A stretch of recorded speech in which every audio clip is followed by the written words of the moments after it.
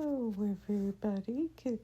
Cal Kimmy here, and I'm here today to react to JaidenAnimations, my childhood obsession with animals. I've always been an animal lover. Ever since I saw a picture of a dog, I've been like, I want that. I still love and respect animals, but as a kid, it was pretty intense, not gonna lie. Can we get a dog? Can we get a dog?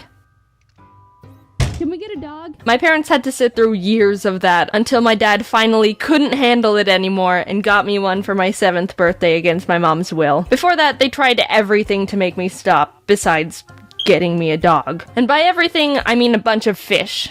Maybe if we shape these fish into a dog, she won't notice. They'd come home with 2 fish from the pet store that would last for about a week, die, and then get replaced.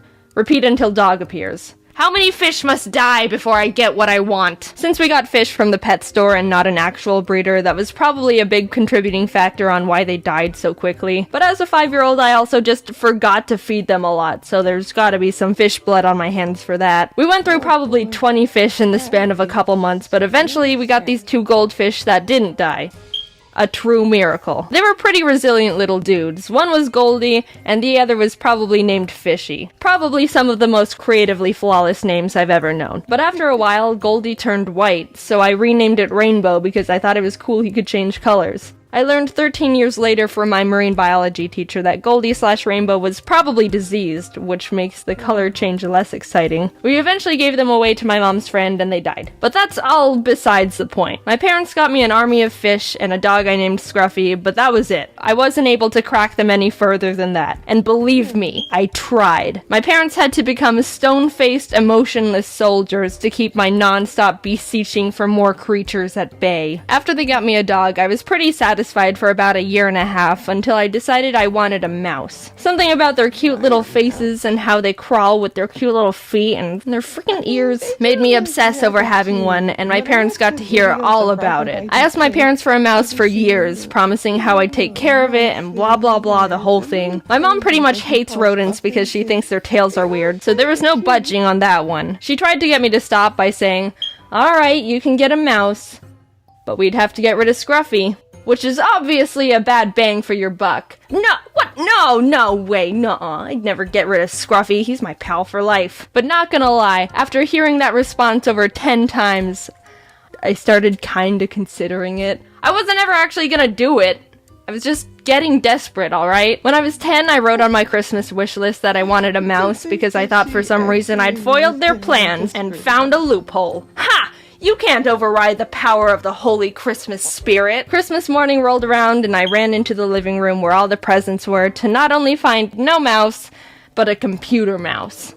Nice salt in the wound there, Mom. I got my hopes up way too high. My disappointment was immeasurable and my Christmas was ruined.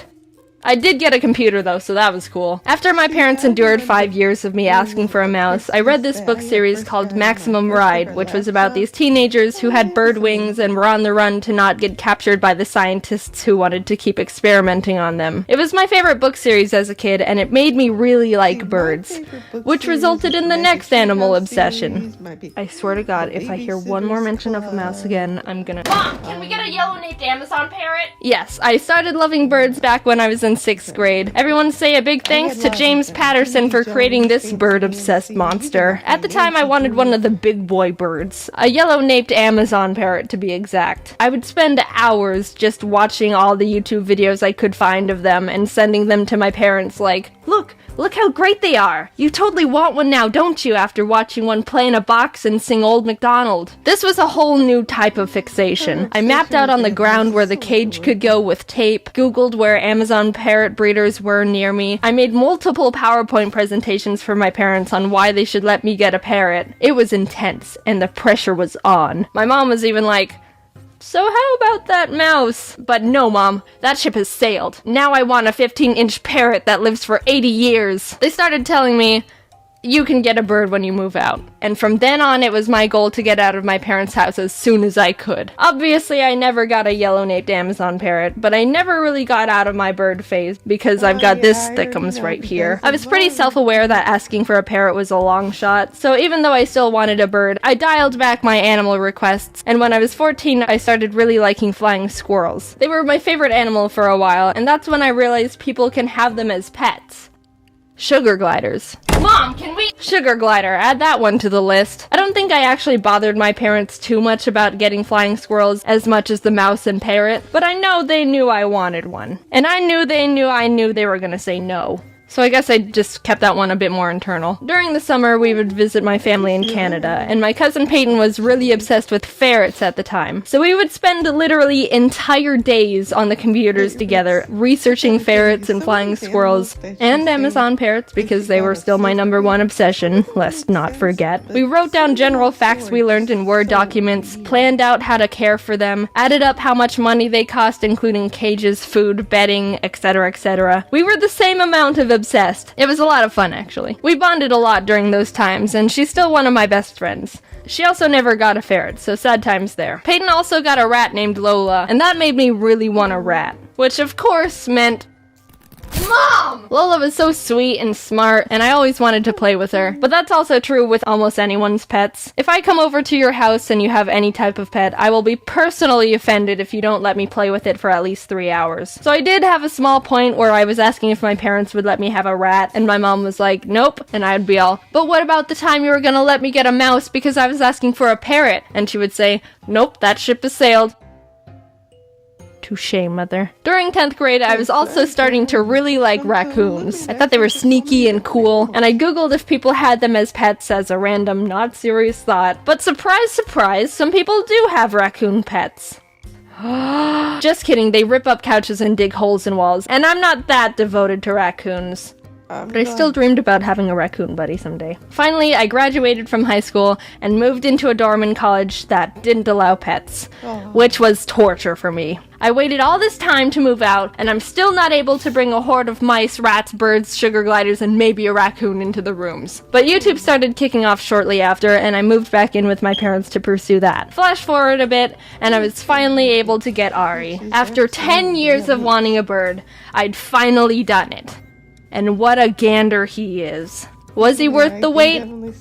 No, he's a dumb bird. You're good. You're a good bird. I'm not currently looking to get any more animals right now, even though I really want them. I have Ari, and he's already enough of a handful, so I can't commit to anything else right now. I am gonna get a dog eventually, that's a promise. And I do really like reptiles, so I've done my fair share of research on skinks, but that's only a 30% chance to actually happen. I haven't really grown out of my animal phase. I've just become a mix of that and my parents, still hopelessly entranced by creatures, but also being the one who has to tell myself no because I have other stupid responsibilities. Hopefully when I have kids, they won't be as animal obsessed as I am, because I don't think I have the strength my parents had to be able to say no to any animals they ask for. Thank God my parents were responsible. Definitely have more hopefully you have more self-control than that, and not always saying yes to everything when you eventually do have kids.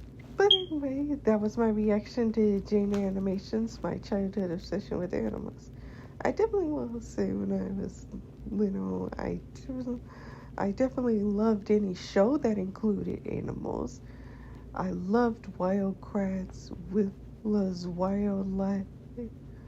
I loved, what's that other show? It's gonna come to me. The Wild Thornberries. I don't know how I almost forgot about that. The Wild Thornberries. I just loved any cartoon that included anything about animals. I just loved it so much. But never was I that obsessed that I would want to ask for like a bunch of animals. No.